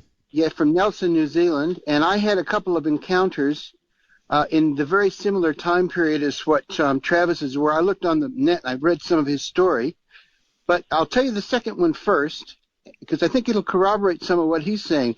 The second one was a visual that we had in 1978. It was some sort of a craft that came across the Pacific Ocean from the distance, about 100 miles, and it covered 100 miles in about 10 seconds, went directly over our heads, flashing strobe lights, red, white, yellow, and blue. It covered that distance in 10 seconds, didn't make a sound, and it was within a half a mile of us when it went over our heads. There's reports in Ludington, Michigan on the 28th of July that year, 1978. A lot of other people saw it as well, including quite a few people from the Coast Guard and the Sheriff's Department. So you can look at the NICAP.org website for that. Okay. Anyway, that was a visual. The other one was around the same time in 1975. I was in Los Angeles, and I was being threatened by a biker. And instead of defending myself, I sat down in cross-legged position and closed my eyes, and I got hit by a tractor beam or something, and it was like 1 billion volts of electricity, knocked me down on the ground and shook me for a minute. almost like I was having a seizure. You sure the biker didn't hit you, right? Then it was over. Okay, it was over. No, the biker, they just stood there with their jaws dropped. They couldn't believe and they walked away. The whole situation just diffused at that point. So I've been a believer ever since that we are not alone. We are not alone. And most of the news we hear is BS. Well, so Nayan, is that correct? Nayon. Nayon, sorry. Yeah, my name's actually Nathan. It was a made-up video game name. Okay. Where are you? Appreciate you taking my call, by the way, Art. Sure. Me and my brother are big fans. Right. You caused us a lot of sleepless nights in a good way, you know. Oh, thank you. Where are you? My question was... I can't get that out. Like, do you think the ETs that you saw are kind of like, you know, like like robots or biologically programmed, like if we see an anthill, we send cameras down there, or, you know what I mean? Do you think they're like a way to communicate, a bridge, like if they're like fourth dimensional beings, you know, do you think that's a way they communicate with us? Well, you know, using Occam's razor, I see that no necessity for that. If an advanced civilization could create a being that could stand in for an organic being to resemble in every way a living, breathing thing, it would be undetectable. So there would have been no way that I could have seen such a creation, but I also don't see the necessity of it. I think with their kind of technology, it's not that big of a leap to come here. It's just that they're being very circumspect out of, respect for our level of development. What did the ship look like? All right, we'll get to that. Where are you calling from? I want to get to that. Oh, Oklahoma. Oklahoma, all right. So, yes, as best you can, describe, I guess, the shape. You've sort of already done that, but for him, if you would.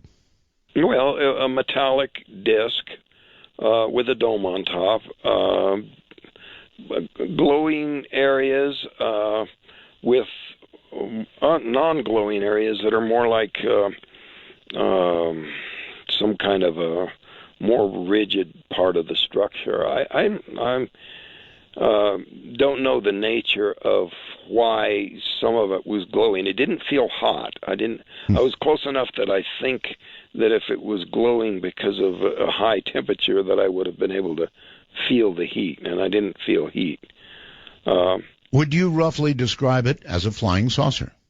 Yes, like two pie pans put lip to lip, kind of angular, but the craft that I was returned from was more rounded, but again, still a disc shape. I'm thinking that something to do with the propulsion requires a generally circular dimension. A lot of people are sending in questions on the computer asking if you have had any experience or contact since. That's a very common question, and I always tell them, if I did, I wouldn't tell anybody, because I stick to what I can document. I did talk about that giant black triangle because I had two witnesses with me, and then went online and found that there was a dozen more. Mm-hmm.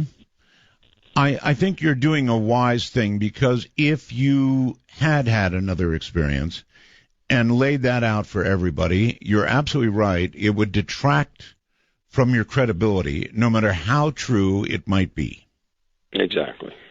So, very, very interesting. But that's the nature of the beast. It is indeed. I'm glad you know that. Wilmington, North Carolina. Hello. Hi, Art. This is Gabrielle of Eastern Paranormal. I'll ask my question, and then I'll jump off the air to listen. I just wanted to know Travis's thoughts on God before his abduction versus after his abduction, and that's it. Thank you. Thank you. All right. So, did you find God with the aliens? No, I found God prior to that. I believe that if you truly understand infinity in terms of time, and distance, both future and past, then God is a certainty. You were... I'll leave it at that. Okay, in Snowflake, you were a church-going person, yes? Not a regular. I was an irregular, and that kind of put me on the edge of this devout community. But I see nothing about the presence of alien beings in this galaxy, in this universe, as in any way contradicting any religious principle. You do understand, though, that for some people, that would they be... see it as a contradiction. Yes, yes. Yeah, I've encountered that in ways that harmed relationships. My son was girlfriend was advised to get away from him by the local Catholic priest. Brought in a guy that, said his dad is consorting with demons. And it wasn't so long after that the Vatican came out and said, no, there is absolutely nothing evil about believing that there are beings out there on other planets. And so people who, say, well, if it's not in the Bible, it doesn't exist, are really pretty small-minded, in my view. They're selling God short. There's nothing in the Bible about Native Americans, and yet they exist. Mm-hmm. There's nothing in the Bible about Antarctica, but it exists. So, the idea that if it's not in the Bible, it's not true is a little bit narrow-minded, in my view. Very quickly, Jonathan on Skype. Oh, hi. Hi. Mr. Bell and Mr. Walton. Very nice to meet you both. Thank you. I'm Matthew. This is Jonathan's brother. All right. I have a couple of questions. Real quick. Please explain in very detail what the alien looks like. The Greys. Okay.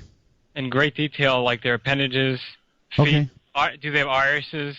Their color of their irises, clothing, things like that. Okay. Yeah, they did have irises. They did not have a black obsidian-like eye. I speculate that might be some sort of a sunglass sort of eye protective covering, similar to sunglasses, because every creature that has oversized eyes on Earth live in a very dark environment. They're either nocturnal, live in a cave, or under the sea at great depths. So huge eyes imply low light. So, the idea that they would cover it with some sort of a dark thing. All right. So I want everybody to cooperate. You can make your own judgments if you wish. But I think this is the real thing. So I am going to have, when I get done with the show, perhaps in an hour or two, I'm going to send this very long email to Keith, and I'm going to have him post it. I'm going to eliminate the code word he gave me so I would recognize him when he calls. Beyond that, I'm going to post it. So those of you over the weekend will have an opportunity at your leisure to read it and make your own decision. I received it yesterday, and I've been really struggling with how to approach this, and I think this is the right way to do it. So by tomorrow morning, no later than tomorrow morning, and probably tonight, if Keith can do it, he will post this email. It's going to take you a while to read, but I think we have a legitimate source here, just like we've got a legitimate guy on the line right now, Travis Walton. Travis, again, your documentary, Travis, it's got the newer stuff in it, right? Yes. So if they want to catch up on your real experience, and it is real, whether they like, have you noticed, Travis, that some people react to an experience like yours with anger? Yeah, I've experienced that. And, a sort of a desperate need to just latch on to anything to help them dismiss it for some reason. That's right. That's exactly right. Many of my programs have been met with the same kind of anger, and I guess it's fear-based. I'm not really sure. It is fear-based, and some of the blasts that I get every year and a half, 2 years from somebody online. Right. I say, look, don't be afraid.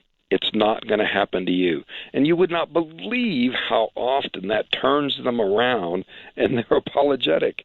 And the extreme reaction is just fear-based. All right, let's go to Thornhill, Ontario, I think it is. Hello.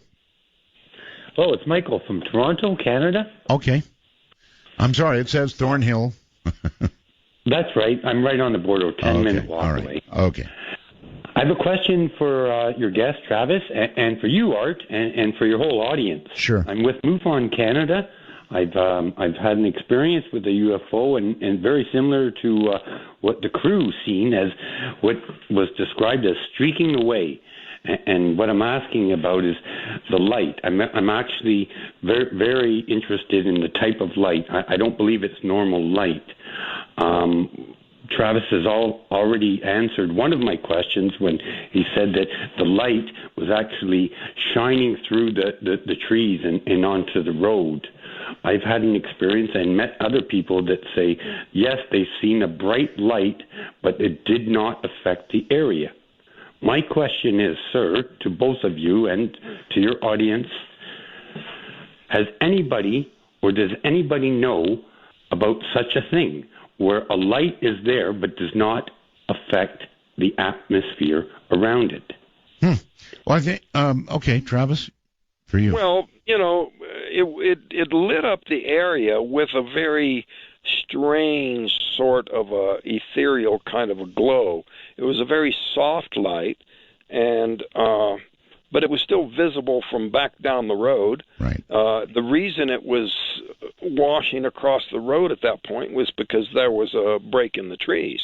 But it was a very strange light that made the foliage and surroundings look very odd. All right. Before the break, the caller asked for the best description of the alien creatures that you could give. In other words, hands, legs, digits, fingers, color of eyes, anything you can come up with at all. Well, the hands had a normal number of digits and were, looked like 4 fingers and a thumb. Extended towards me, they seemed to lack fingernails and creases at the bend points. Now, there is a possibility that was actually a surgical glove, but that was the way the hands looked to me, that were extended towards me. If they were in the midst of medical-type procedures, perhaps they were wearing gloves. Now, as far as the eyes are concerned, now that's the reason I say, people that are lumping them together as grays.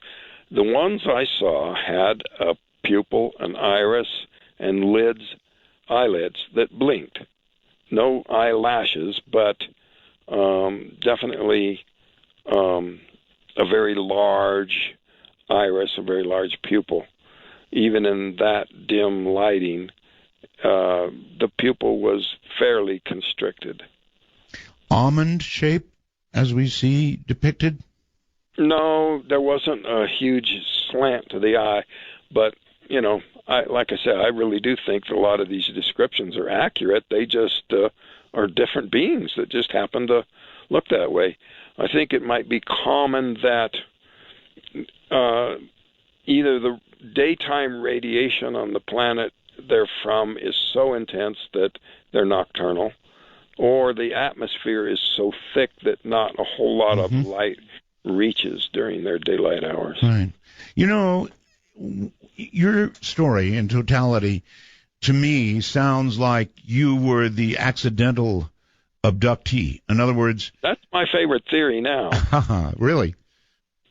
Yeah, Alan and Steve and some of, I think Kenny, they think it was all a plan, like they were laying for us. But I don't know, I did something very unexpected. Yes, indeed. Some might say stupid. I mean, there's a big saucer out there. I felt like this was my own irrational impulse. They say, well, if they can control you, they can make you think it's your idea. And I guess they got a point there, too. Claude, you're on the air with Travis Walton. Well, thank you, Art and Travis. It's Great show tonight. Thank you. I can just tell you one thing, Travis, is that if people who have never seen a UFO themselves are going to be deniers. But as for myself, the UFO I saw, or should I say UFOs, two of them, were no more than 50 or 60 feet away from me in my backyard of my house in Gurley, Alabama. So I pretty much believe what you're telling me. Yeah, once you've seen, it changes your life. Simple as that. Yeah. All right. I have a little saying. For those who have seen them, no more evidence is necessary. It's true. For those who have never seen it and don't want to believe, no amount of proof will ever be enough. That's right. That's exactly right. Okay, we've got somebody calling named AA on Skype. AA, hello. Hi, Art. Yes. I got a question for Travis. For you and Travis. Oh, thank you. Okay. I was wondering if you would have Clyde Lewis on sometime, and Travis to you. I was wondering if they spoke to you telepathically. I think they were attempting to do so, and it wasn't working because of the brain injury. Now, the brainwave scan, the EEG I underwent, was at a very, very prestigious brain trauma center, the Barrows Neurological Institute. It's world famous. And I was put in under an assumed name, which made the test double blind. The technician did not know the nature of my injury. He was just told to look for injury, and he found it. So that brainwave pattern, that report, those scans are going to be reinterpreted with some new neuroscientists, and hopefully a follow-up to see if there's any remaining evidence of that pattern. Okay, wonderful. Thank you both. Right. Thank you very much for the call.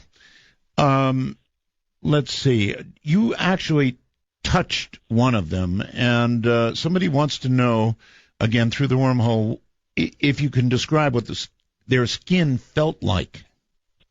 Well, it was really just the back of my arm. It was a kind of a sweeping, sort of knocking them away kind of a thing. Mm-hmm. And they were, it wasn't against their skin, it was against the chest. Right. And he or it fell back very easily. It was much lighter and softer than I expected.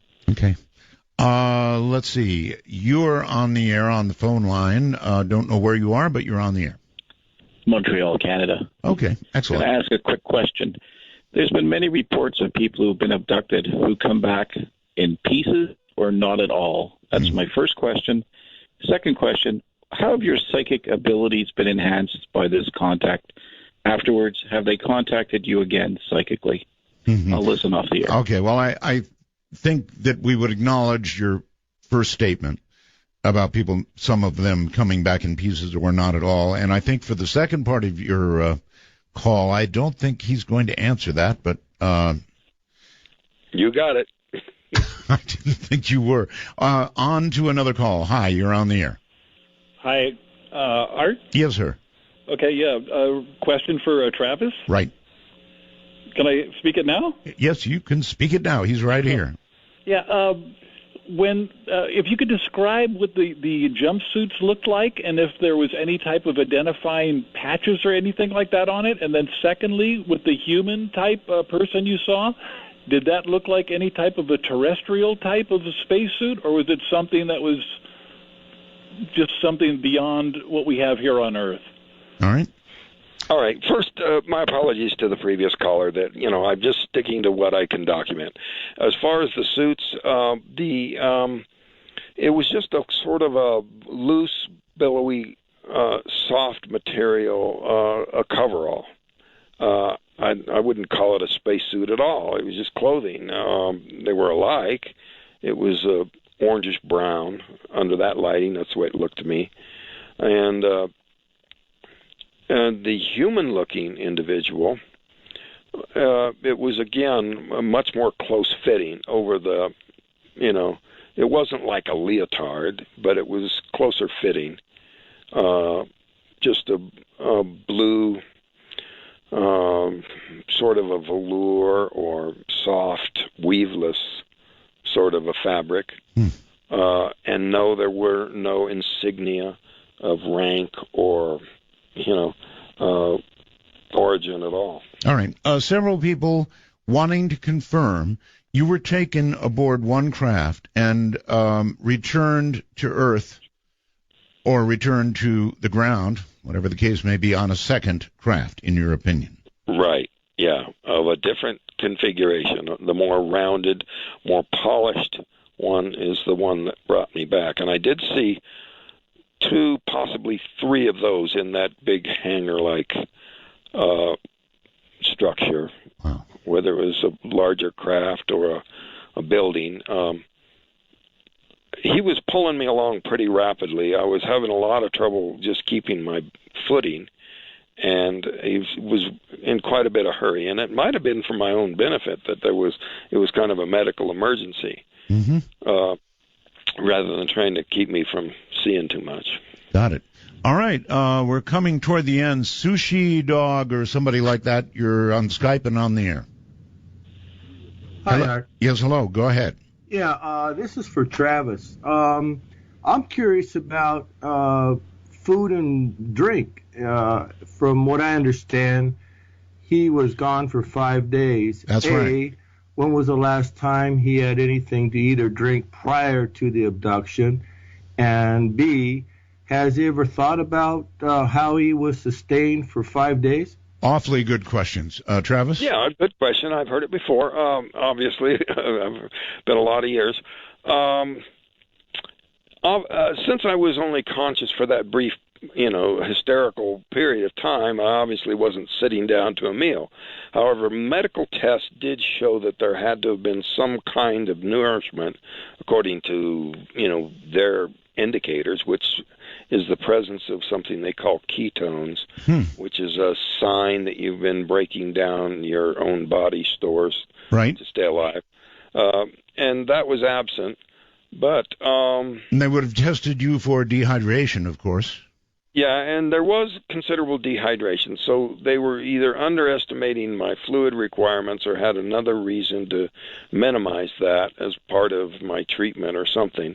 But other than being somewhat dehydrated, and the evidence for that was the 10 or 11 pound weight loss. Wow. Very quickly recovered just by slaking my thirst, which was pretty intense. My goodness. Whatever means of sustenance, or for that matter, using the restroom, I don't have any memory of that other part. Whether I was in a coma the entire time or under anesthesia the whole time, I don't know. But probably had at least some conscious period. I don't know if I was fed during that time or not. But after this many years, without recalling more of those memories, I really doubt it'll ever come back to me. All right. Let's do it quickly. The documentary, simply called Travis, is available on your website, or where else was it?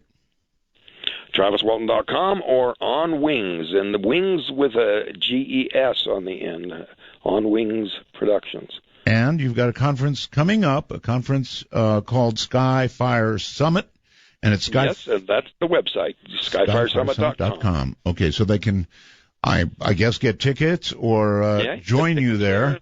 Nothing like seeing somebody really in the flesh. Well, Travis, it's been a long time since we talked. Thank you so much for coming on the program. Great to be with you again.